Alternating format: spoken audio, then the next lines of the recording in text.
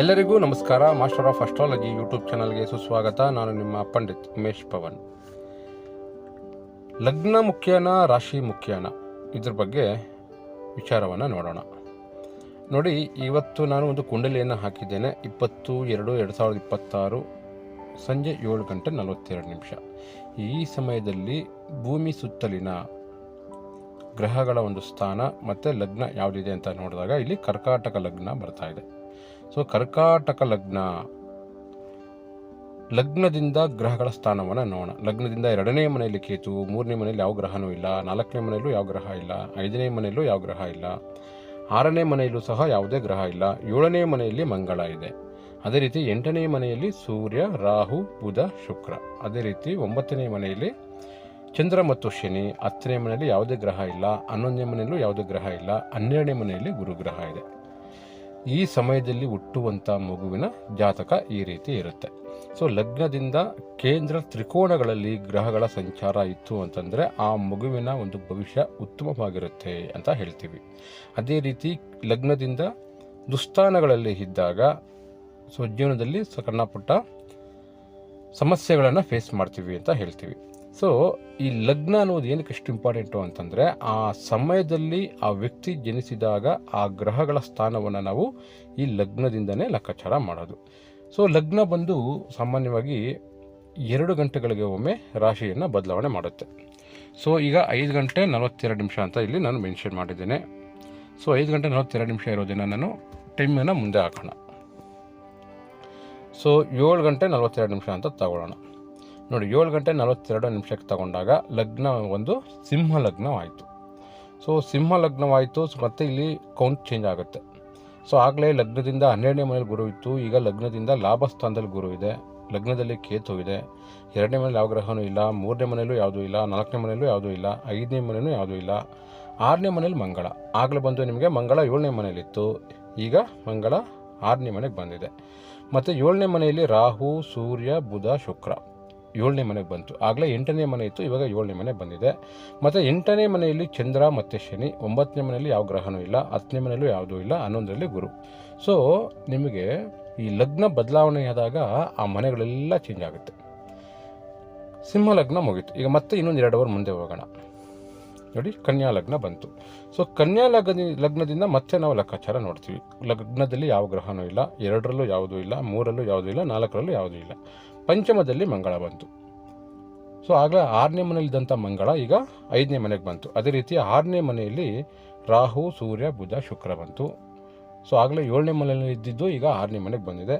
ಮತ್ತು ಸಪ್ತಮದಲ್ಲಿ ಚಂದ್ರ ಮತ್ತು ಶನಿ. ಆಗಲೇ ಈ ಗ್ರಹಗಳು 8ನೇ ಮನೆಯಲ್ಲಿತ್ತು, ಈಗ 7ನೇ ಮನೆಗೆ ಬಂದಿದೆ. ಮತ್ತು 8ನೇ ಮನೆಯಲ್ಲಿ ಯಾವ ಗ್ರಹನೂ ಇಲ್ಲ, 9ರಲ್ಲೂ ಯಾವ ಗ್ರಹ ಇಲ್ಲ, 10ನೇ ಮನೆಯಲ್ಲಿ ಗುರು ಗ್ರಹ ಇದೆ. ಮತ್ತು 11ನೇ ಮನೆಯಲ್ಲಿ ಯಾವ ಗ್ರಹನೂ ಇಲ್ಲ, 12ನೇ ಮನೆಯಲ್ಲಿ ಕೇತು ಇದೆ. ಸೊ ಈ ಸಮಯವನ್ನು ಬದಲಾವಣೆ ಮಾಡಿದಾಗ ನಿಮಗೆ ಲಗ್ನ ಚೇಂಜ್ ಆಗುತ್ತೆ. ಲಗ್ನ ಚೇಂಜ್ ಆದಾಗ ಗ್ರಹಗಳು ಇರುವಂಥ ಸ್ಥಾನಗಳು ಕೂಡ ಬದಲಾವಣೆ ಆಗುತ್ತೆ. ಸೊ ಸಮಯ ಅನ್ನುವಂಥದ್ದು ವ್ಯಕ್ತಿ ಜನಿಸುವಾಗ ಆ ವ್ಯಕ್ತಿಯ ಜೀವನವನ್ನು ನಿರ್ಧಾರ ಮಾಡುವಂಥದ್ದೇ ಈ ಸಮಯ. ಸೊ ಚಂದ್ರ ನೋಡಿ ಅದೇ ಸ್ಥಾನದಲ್ಲಿದೆ. ಈಗ ನೋಡಿ 9:42 ಆಯ್ತಲ್ವ, ನೆಕ್ಸ್ಟು 11:42 ಹಾಕೋಣ. ನೋಡಿ, ಚಂದ್ರ ಅದೇ ಸ್ಥಾನದಲ್ಲಿದೆ, ಲಗ್ನ ಮಾತ್ರ ಬದಲಾವಣೆ ಆಗಿದೆ, ತುಲಾ ಲಗ್ನ ಬಂದಿದೆ. ಮತ್ತು ಮುಂದಿನ ದಿನಕ್ಕೆ ಹೋಗೋದಾದರೆ 21ನೇ ತಾರೀಕು ರಾತ್ರಿ 1:42 ಅಂತ ಹಾಕಿದ್ರೆ ಚಂದ್ರ ಅದೇ ಸ್ಥಾನದಲ್ಲಿದೆ, ಲಗ್ನ ವೃಶ್ಚಿಕ ಲಗ್ನಕ್ಕೆ ಬದಲಾವಣೆಯಾಗಿದೆ. ಮತ್ತು ಸೇಮ್ ಅದೇ ರೀತಿ 3 ಗಂಟೆ ಬೆಳಗ್ಗೆ ಹಾಕಿದ್ರೆ ಚಂದ್ರ ಅದೇ ಸ್ಥಾನದಲ್ಲಿದೆ, ಬಟ್ ಲಗ್ನ ಅನ್ನೋದು ಬದಲಾವಣೆ ಆಗ್ತಾಯಿದೆ. ನೀವು ಇದನ್ನು ಗಮನಿಸ್ಬೋದು. ಸೊ ಯಾವುದೇ ವ್ಯಕ್ತಿ ಜನನ ಆಗುವಂಥ ಟೈಮಲ್ಲಿ ಜನ್ಮ ರಾಶಿಗಿಂತ ಜನ್ಮ ಲಗ್ನವೇ ಬಹಳ ಪ್ರಮುಖವಾಗಿರುತ್ತೆ.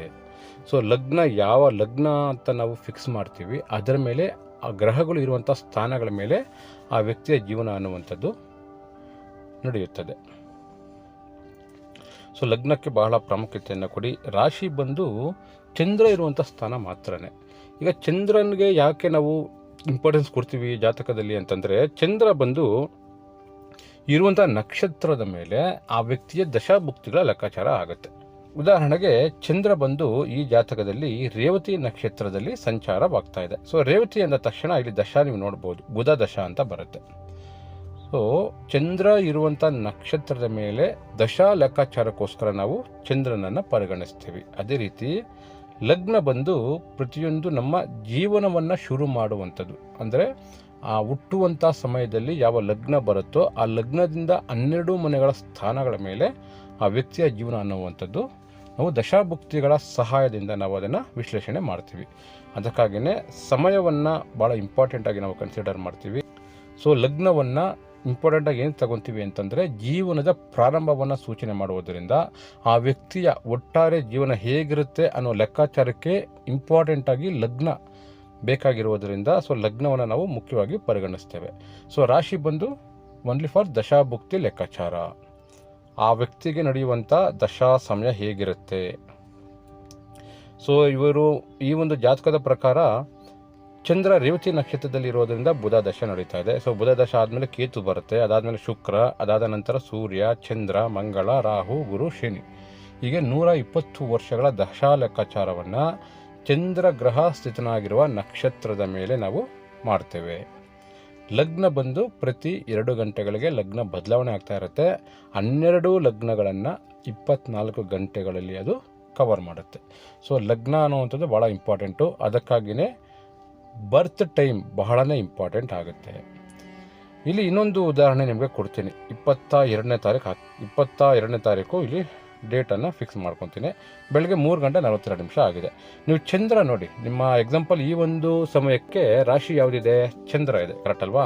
ನಾನು ಟೈಮಿಂಗ್ಸ್ ಮುಂದೆ ಹೋಗ್ತಾ ಹೋಗೋಣ. 2 ಅವರ್ ಮುಂದೆ ಹಾಕಿದ್ದೀನಿ ನೋಡಿ, ರಾಶಿ ಅದೇ ಇದೆ, ಮೇಷ ರಾಶಿನೇ ಇದೆ. ಮತ್ತು 7:42 ಹಾಕಿದ್ದೀನಿ ನೋಡಿ, ರಾಶಿ ಯಾವುದಿದೆ, ಮೇಷ ರಾಶಿನೇ ಇದೆ. ಅದೇ ರೀತಿ 9:42 ಹಾಕ್ತೀನಿ, ಲಗ್ನ ಅದೇ, ಲಗ್ನ ಬದಲಾಗ್ತಾ ಇದೆ, ಆದರೆ ಚಂದ್ರ ಅಲ್ಲೇ ಇದೆ. 11:42 ಮಧ್ಯಾಹ್ನ ಬೆಳಗ್ಗೆ ಹಾಕ್ತೀನಿ, ಅಲ್ಲಿ ಕೂಡ ನಿಮಗೆ ಲಗ್ನ ಬದಲಾವಣೆ ಆಯಿತು, ಚಂದ್ರ ಅಲ್ಲೇ ಇದೆ, ರಾಶಿ ಚೇಂಜ್ ಆಗಿಲ್ಲ. ಅಲ್ಲಿಂದ ಮತ್ತೆ ಮಧ್ಯಾಹ್ನ 1:42 ಹಾಕ್ತೀನಿ, ಅಲ್ಲಿ ಕೂಡ ನೋಡಿ ಲಗ್ನ ಬದಲಾವಣೆ ಆಗಿದೆ, ರಾಶಿ ಬದಲಾವಣೆ ಆಗಿಲ್ಲ, ಜನ್ಮ ರಾಶಿ ಅದೇ ಇದೆ. ಅದೇ ರೀತಿ ಮಧ್ಯಾಹ್ನ 3 ಗಂಟೆಗೆ ಹಾಕ್ತೀನಿ, ಅಲ್ಲಿ ಕೂಡ ನೋಡಿ ರಾಶಿ ಬಂದು ಮೇಷ ರಾಶಿನೇ ಇದೆ, ಅದರ ಲಗ್ನ ಬದಲಾವಣೆ ಆಗ್ತಾ ಇದೆ. ಮತ್ತು ಸಂಜೆ 5:42 ಹಾಕಿದ್ರು ಕೂಡ ರಾಶಿ ಅದೇ ಇದೆ, ಬಟ್ ಲಗ್ನ ಚೇಂಜ್ ಆಗ್ತಾ ಇದೆ. ಮತ್ತು 7 ಗಂಟೆಗೆ ಹಾಕಿದ್ರು ಕೂಡ ಸೊ ಲಗ್ನ ಬದಲಾವಣೆ ಆಯಿತು, ರಾಶಿ ಮೇಷ ರಾಶಿನೇ ಇದೆ. ಸೊ 22ನೇ ತಾರೀಕು ನೀವು ಇಷ್ಟೇ ನೀವು ಟೈಮನ್ನು ಮುಂದೆ ಆಗ್ತಾ ಹೋದರೂ ಕೂಡ ರಾಶಿ ಬದಲಾವಣೆ ಆಗಿಲ್ಲ, ಲಗ್ನ ಮಾತ್ರ ಬದಲಾವಣೆ ಆಯಿತು. ಸೊ 11:42 ಹಾಕೋಣ, ಅಲ್ಲಿ ಕೂಡ ರಾಶಿ ಚಂದ್ರ ಮೇಷದಲ್ಲೇ ಇದೆ, ಬಟ್ ಲಗ್ನ ಬದಲಾವಣೆ ಆಗಿದೆ.